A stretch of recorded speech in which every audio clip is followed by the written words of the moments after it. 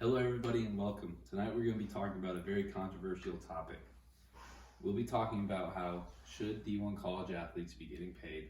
There's only one true answer to that, and it is yes, these college athletes should be receiving payment. We'll be talking about three main points tonight, and our first point being these college athletes have no extra time for a job. Between practice and sports and school, there's no time left in the week for them to get a job and make money.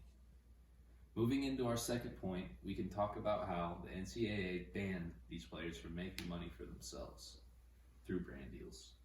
The NCAA takes the player the money would make from a brand deal and keeps it for themselves. Moving into our third point, we can talk about how there's dangers that these players face playing sports. Whether it's injuries or being stuck after college with no money because they had no time to make it.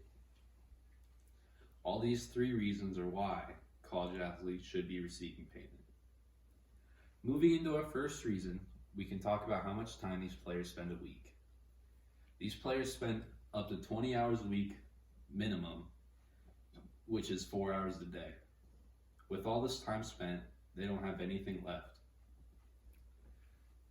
You also forget that they have school and also have to eat, shower, and sleep throughout the day. With all this stuff going on, there's no time left for these players to make a job and get money for themselves.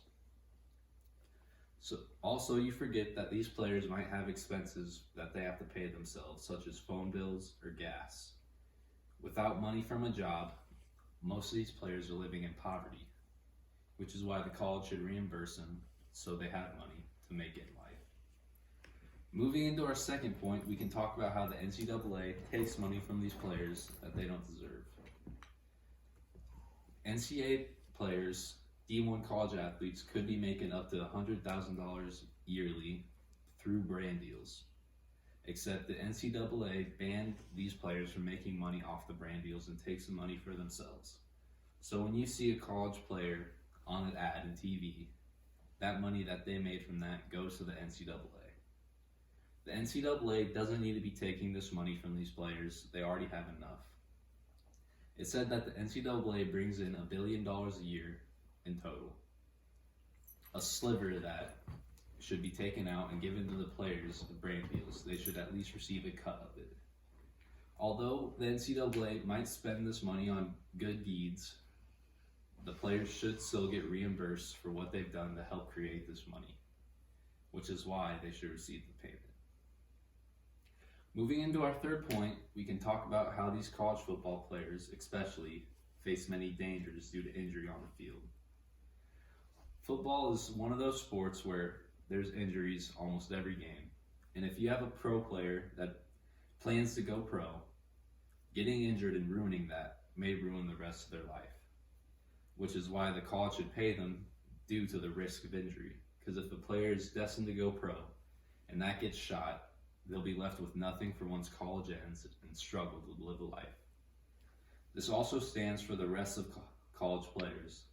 It's said that only 2% of NCAA athletes go pro, which means the other 98% are left with nothing after college ends and doesn't know what to do to make ends meet since they have no time for a job.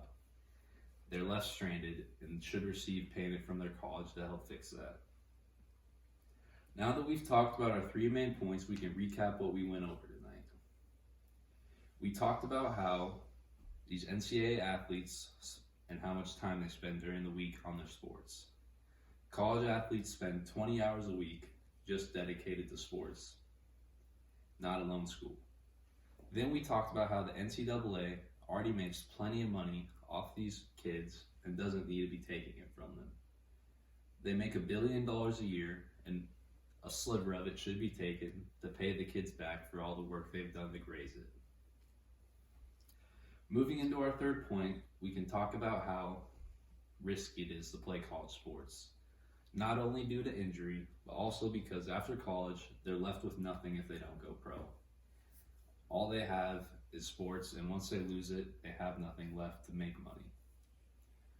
All these three reasons combined, and many more, are why these college athletes should be receiving payment. Not only would it help them, it helped the community and create a better community around college sports in general.